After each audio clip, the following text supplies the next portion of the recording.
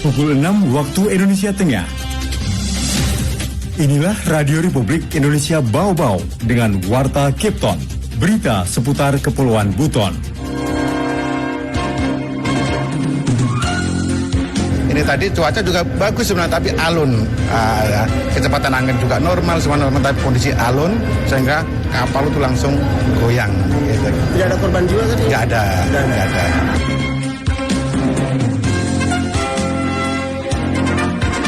Itu harus ada karya-karya yang dibuat oleh pemuda nantinya, harapannya untuk membuat bangsa kita ini lebih maju, apalagi daerah kita lebih berkembang lah, khususnya di Kota Bau-Bau ya.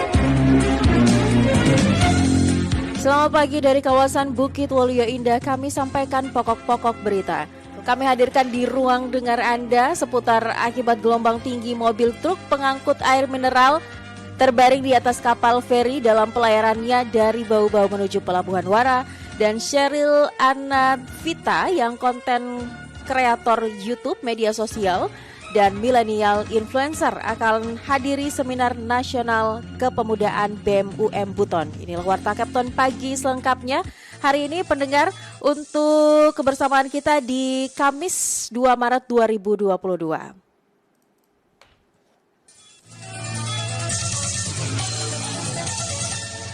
Pendengar, Sheryl Anavita yang konten kreator YouTube, media sosial, dan milenial influencer akan hadiri seminar nasional kepemudaan BEM UM Buton. Selengkapnya Waode Nurliani melaporkan. Badan Eksekutif Mahasiswa BEM Kabinet Muara Cendekia Universitas Muhammadiyah Buton UM Buton akan menggelar seminar nasional 19 Maret mendatang. Kegiatan yang bertema Muda Berkarya Membawa Perubahan Bagi Bangsa itu akan menghadirkan Sheryl Anavita Rahmi SO sebagai pemateri. Konten kreator YouTube, media sosial, dan milenial influencer itu akan men-share ilmu bersama narasumber lainnya, diantaranya Rektor UM Buton dan Presiden Mahasiswa UM Buton. Kegiatan tersebut akan berlangsung di UM Buton Convention Center mulai 13 hingga 17 waktu Indonesia Tengah dengan estimasi peserta 4.000 orang.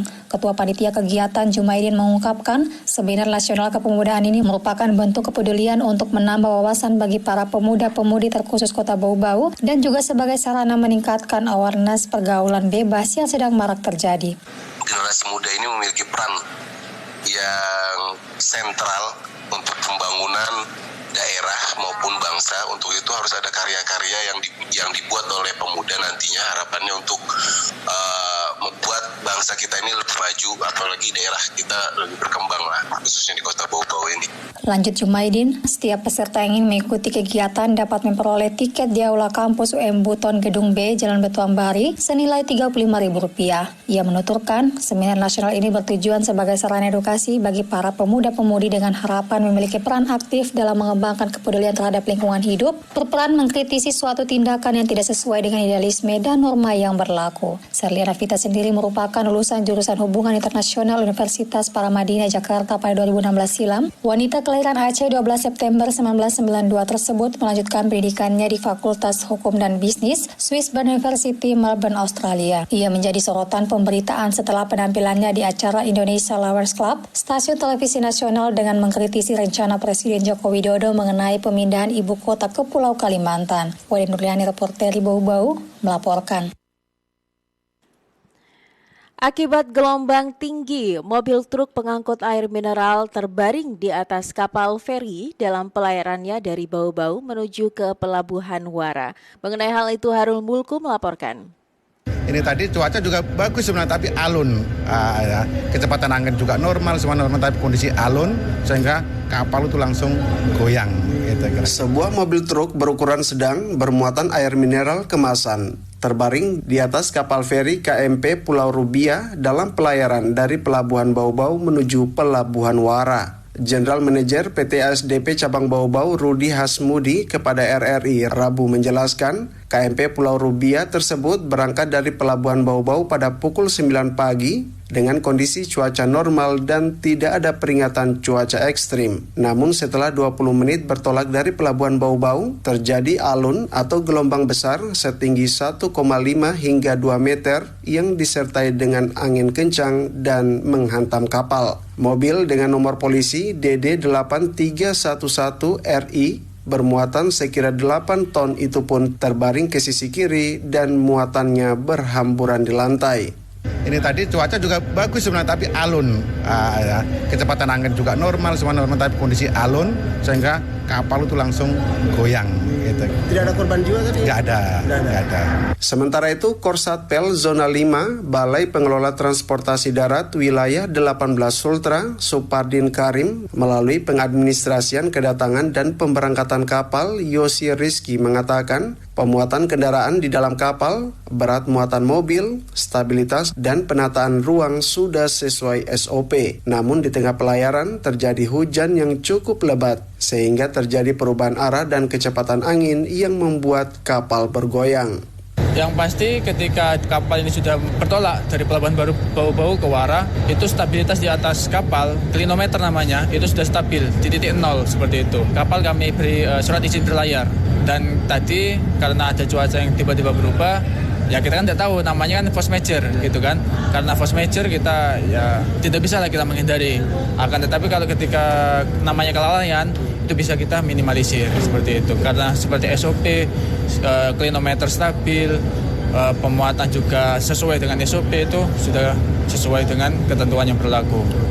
Proses evakuasi kendaraan di atas KMP Pulau Rubiah pun dilakukan setelah kapal sandar kembali di Pelabuhan Penyeberangan Bau-Bau. Di saat bersamaan, karena kondisi cuaca tidak memungkinkan, KMP Madidihang rute Bau-Bau Donggala yang bertolak pukul 7:30 pun akhirnya diminta kembali ke Pelabuhan Bau-Bau dan dijadwalkan akan berlayar kembali jika kondisi cuaca kembali normal. Reporter RRI Bau-Bau, Hairul Mulku melaporkan.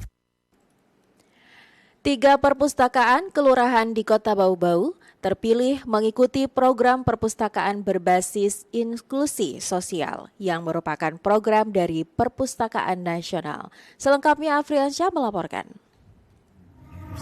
Alhamdulillah dengan program inklusi sosial Kota Bau-Bau salah satu mewakili Provinsi Sulawesi Tenggara ke tingkat nasional. Sebanyak 3 perpustakaan kelurahan di Kota Bau-Bau terpilih mengikuti program perpustakaan berbasis inklusi sosial yang merupakan program dari Perpustakaan Nasional.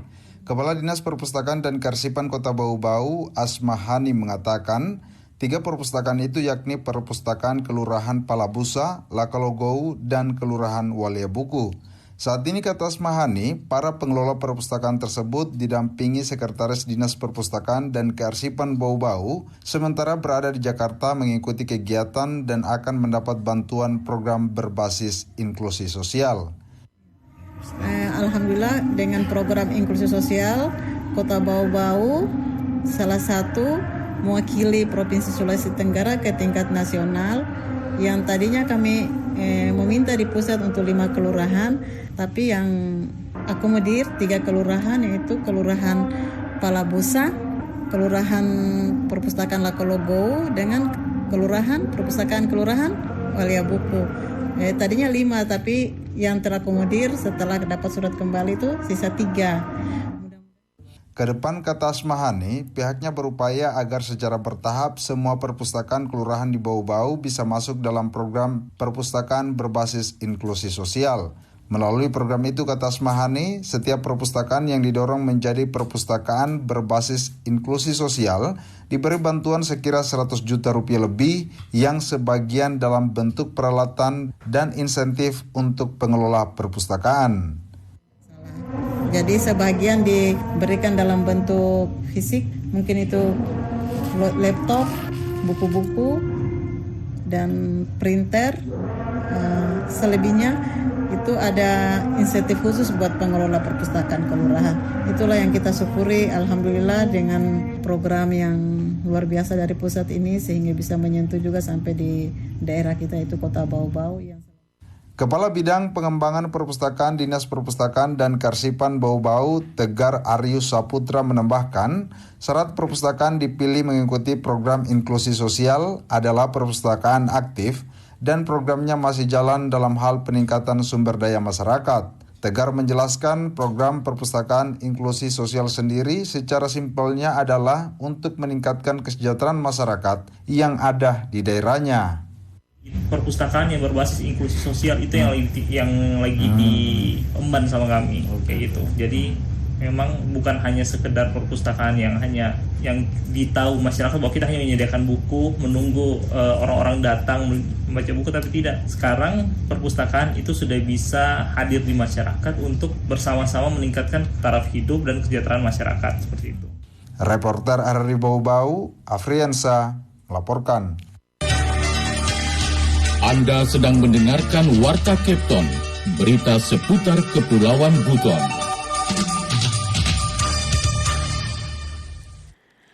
Kita beralih ke informasi lainnya. Dinilai berhasil raih Wistara, Pemkab Pangkep akan studi tur di Kota Bau-Bau. Kembali Waode Nurliani menurunkan laporannya.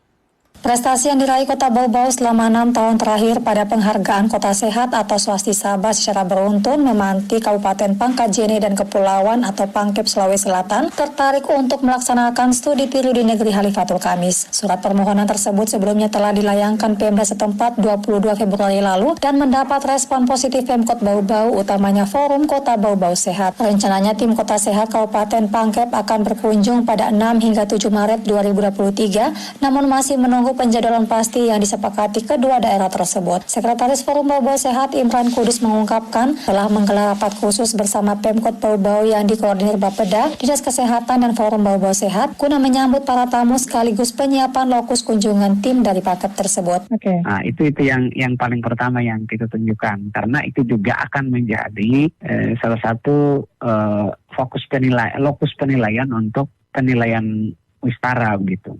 Terus kemudian karena jadwal kunjungannya padat, maka kita harus menyajikan sesuatu yang terintegrasi gitu.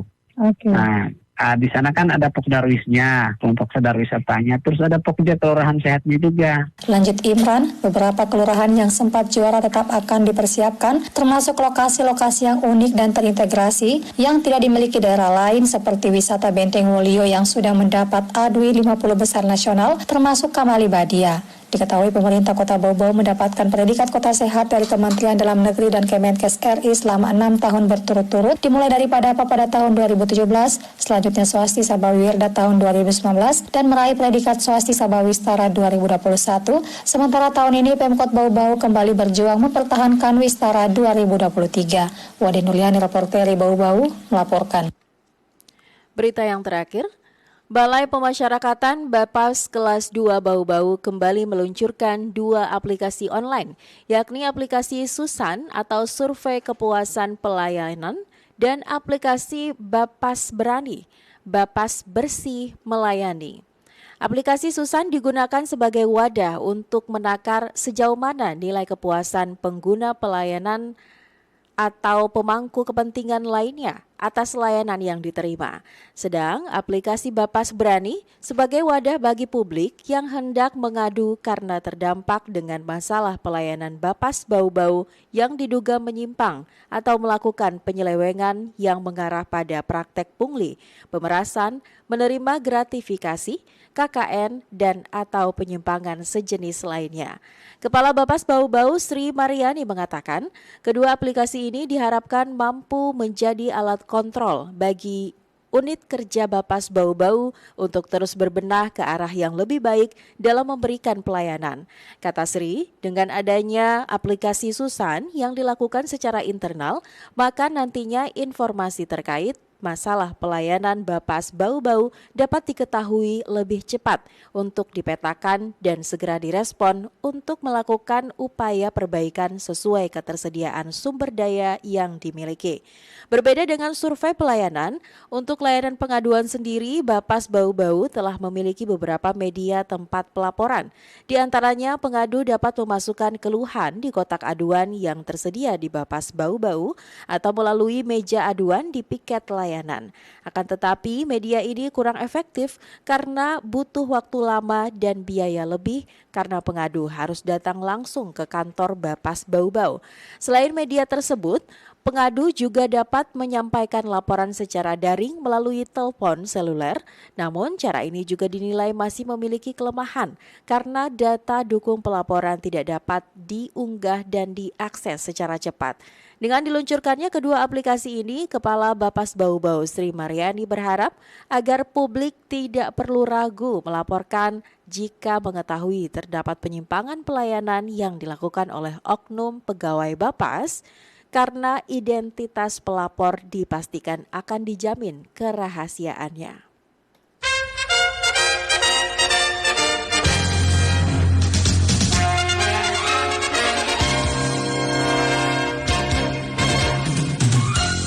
Pendengar, sebelum kami akhiri Warta Kepton pagi ini kembali kami sampaikan pokok-pokok berita. Akibat gelombang tinggi, mobil truk pengangkut air mineral terbaring di atas kapal feri dalam pelayanannya dari Bau Bau menuju Pelabuhan Wara. Sherry Anovita, seorang konten kreator YouTube, media sosial, dan milenial influencer bakal hadiri Seminar Nasional Kepemudaan BEM UM Buton. Demikian Warta Kapten hari ini, mewakili kerabat kerja yang bertugas kami ucapkan terima kasih dan selamat melanjutkan aktivitas Anda.